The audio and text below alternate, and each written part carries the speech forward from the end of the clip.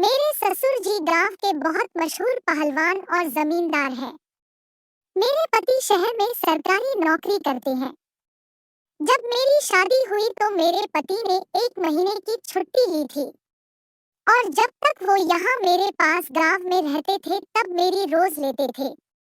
फिर जब उनकी छुट्टी खत्म हुई तो वो मुझे यहाँ गांव ही अपने माता पिता के पास उनकी सेवा करने के लिए छोड़कर चले गए। वो बस रविवार को ही गांव आते और मेरी लेते थे। क्योंकि मुझे अभी जवानी आई ही थी तो मुझे करवाने का मन तो बहुत होता, पर मैं कुछ कर नहीं पाती। अपनी उंगलियों से अपने आप को शांत करके रह जाती बस। मेरे ससुर हिम्मत सिंह रोज कसरत करते थे। एक बार मेरी नजर उन पर पड़ी जब वो कसरत कर रहे थे। उन्होंने बस एक धोती पहन रखी थी, बनियान भी नहीं पहनी थी और वो कसरत कर रहे थे। उनका कड़ा बदन और उस पर उनका पसीना उनके बदन को और भी आकर्षक बना रहा था। उस दिन से मेरी नजर मेरे ससुर जी पर डगमगा गई। रात में अब मैं ससुर जी के बारे में सोचने लगी थी। एक रात मुझे नींद नहीं आ रही थी तो मैं छत पर टहलने के लिए निकल गई। मेरा कमरा नीचे था और ऊपर मेरे सास ससुर का कमरा था। जब मैं अपने सास ससुर के कमरे के पास से गुजरी तो उनके कमरे से कुछ आवाज आई। खिड़की से अंदर को झांक कर देखा तो पाया कि ससुर जी सासू जी की ले रहे थे। दोनों पूरे बिना कपड़े के थे। मैं ससुर जी का औजार तो सही से देख नहीं पा रही थी, पर जैसे सासू जी जोर जोर से आवाजें निकाल रही थी, उससे समझ में आ रहा था कि ससुर जी का कितना बड़ा और मोटा होगा। मैं वहीं खिड़की पर खड़ी अपनी मशीन में उंगलियां करने लगी। सासू जी उन्हें छुड़ाने की कोशिश करने लगी, पर ससुर जी का पहलवानी बदन सासू जी को छोड़ ही नहीं रहा था। 15 मिनट तक मुंह में करने के बाद ससुर जी सासू जी के मुंह में ही पानी भर दिया। फिर उन्होंने सासू जी को छोड़ा। सासू जी का मुंह रोने जैसी हो रही थी। यह देखकर मेरी भी उत्तेजना बढ़ रही थी। ससुर जी के बारे में सोचते हुए मुझे कब नींद आ गई पता ही नहीं चला। सुबह मैं उठकर ससुर जी को पटाने का प्लान बनाने लगी। मैंने अपनी रात वाली चड्डी बाथरूम में ही छोड़ दी, क्योंकि मुझे पता था कि मेरे नहाने के बाद ससुर जी ही नहाने आएंगे। ससुर जी को बाथरूम से निकलने के बाद मैं वापस बाथरूम में गई और मैंने वही पाया जो मैंने सोची थी।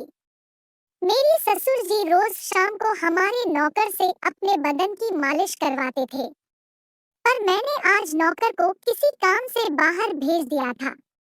जब ससुर जी कसरत करके लौटे और नौकर को नहीं पाया तो गुस्सा होने लगे। तो मैं ससुर जी के पास गई और बोली, क्या हुआ ससुर जी, आप इतने गुस्से में क्यों हो? बहू, जब तुम्हें पता है कि रोज कसरत करने के बाद मैं नौकर से अपनी मालिश करवाता हूँ तो तुमने उसे बाहर क्यों भेजा? मैं बोली, माफ कीजिएगा ससुर जी, पर आप चाहे तो मैं आपकी मालिश कर सकती हूँ। पहले तो ससुर जी ने थोड़ा सोचा, फिर बाद में हाँ कर दी। मैं मालिश करती हुई बोली, ससुर जी, क्या मैं आपसे कुछ पूछ सकती हूँ? ससुर जी, हाँ बहू पूछो, क्या पूछना है तुम्हें? ससुर जी, आप इतने हट्टे कट्टे हो, आपका बदन भी बहुत जोशीला है, तो सासू जी आपको खुश करती है या नहीं? ससुर जी बोले, तुम्हारा कहने का क्या मतलब है बहू? मैं बोली, क्या सासू जी आपको संतुष्ट कर पाती या नहीं? क्योंकि आपके जैसे मजबूत बदन वाले को तो मेरी उम्र की औरत भी बहुत मुश्किल से संतुष्ट कर पाएगी। यह बोलकर मैं ससुर जी के शरीर पर हाथ फेरने लगी। ससुर जी मुस्कुराते हुए बोले, तूने सही बोला बहू, वो तेरी बूढ़ी सास कहाँ मेरे को शांत कर पाती है। पर तू बता बहू, लल्ला तुझे खुश रखता है या नहीं? मैं अब क्या बताऊं ससुर जी, वो सिर्फ रविवार को ही आते हैं, उसमें भी एक बार ही कर पाते हैं। अब उनमें आपके जैसा जोश कहाँ ससुर जी। ससुर जी का खड़ा होने लगा था। बहू, अगर तुझे कुछ भी चाहिए तो मुझसे बोलना, मैं तुझे दूंगा। मैं बोली, अब एक जवान औरत को क्या चाहिए होता है, आपको तो पता ही होगा। यह बोलकर मैंने ससुर जी का धोती के ऊपर से ही पकड़ लिया। ससुर जी बोले, तेरी सास कहाँ है, दिख नहीं रही है। मैं बोली, वो पड़ोसी के यहाँ पर गई है। यह सुनकर ससुर जी ने अपने मजबूत हाथों से मुझे पकड़ा और मुझे अपने पास ले आए और मुझे चूमने लगे। मैं भी उनका साथ दे रही थी। उसके बाद उन्होंने मुझे 1 घंटे से रगड़ रगड़ कर मदहोश कर दिया। मैं बोली, ससुर जी अब और मत तड़पाइए। लेकिन ससुर जी बिल्कुल भी मान नहीं रहे थे। मेरी आंखों के सामने उनका विशालकाय और मोटा आ गया। मैंने ससुर जी का केला बिना देखे उसे अपने मुंह में ले लिया। ससुर जी का इतना मोटा था कि मेरे मुंह में भी नहीं समा रहा था। ससुर जी ने मेरी चीख निकाल दी। पहले पहले तो मेरी दर्द के मारे हालत खराब हो गई, पर जब दर्द कम हुआ तो मैं भी पूरा मजा लेने लगी।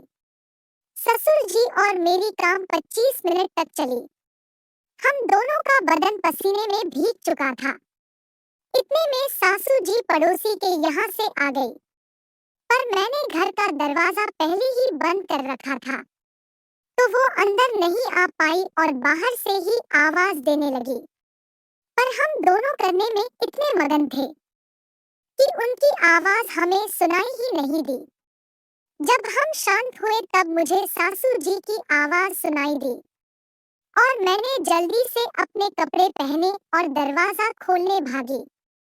दरवाजा खोलने के बाद सासू जी ने मुझे देखा और बोली, इतना टाइम कहाँ लगा दिया बहू, मैं कब से दरवाजा खटखटा रही हूँ। और ये तुझे क्या हुआ है, तेरे बाल और लिपस्टिक क्यों बिगड़ी हुई है। इतने में ही ससुर जी अपने धोती पहनते हुए आए और बोले, बहू पर क्यों चिल्ला रही है। बहू मेरे पास थी, मेरी मालिश कर रही थी। सासू जी को ये सब कुछ ठीक नहीं लगा, पर ससुर जी के डर के मारे वो कुछ ज्यादा बोल नहीं पाई और अपने कमरे में चली गई। मैं ससुर जी को देखकर बहुत खुश हो गई। मैं बोली, ससुर जी, सासू जी अभी घर में ही है। ससुर जी बोले, बहू तू उसकी चिंता मत कर, उसे मैं संभाल लूंगा। अभी तो बस तू मुझे प्यार कर। जैसे ही ससुर जी ने कमरे का दरवाजा खोला तो बाहर सासू जी खड़ी थी। वो मुझे इस हालत में देखकर समझ चुकी थी कि रात भर क्या हुआ होगा। उनकी आंखों से आंसू आने लगे और मुंह नीचे करके रसोई में चली गई। ससुर जी भी अपने रूम में चले गए। दिन में जब ससुर जी बाहर गए तो सासू जी मेरे पास आई और बोली, बहू जो भी घर में हो रहा है बहुत गलत हो रहा है। वो तेरे ससुर है, वो तेरे पिता समान है। क्योंकि मुझे पता था कि सासू जी ससुर जी से बहुत डरती थी और उनको कुछ भी बोल सकती थी, इसलिए वो मुझे समझा रही थी। तो मैंने भी उन्हें जवाब दे दिया, सासू जी आप नाराज क्यों हो रही हो। अब आप तो ससुर जी को खुश नहीं रख पा रही हो, तो किसी को उनकी खुशी का ध्यान रखना होगा ना। यह बोलकर मैं वहां से चली गई। रात में हम जब खाना खाने बैठे तो खाने की मेज पर ससुर जी ने सासू जी की जगह से उठाकर मुझे अपने पास बिठा लिया। फिर सासू जी को कहा, अब से बहू ही इस जगह पर बैठेगी। खाना खाने के बाद ससुर जी अपने कमरे में ना जाकर सीधे मेरे ही कमरे में चले गए। सासू जी इससे बहुत गुस्सा होने लगी, पर वो कुछ नहीं कर सकती थी।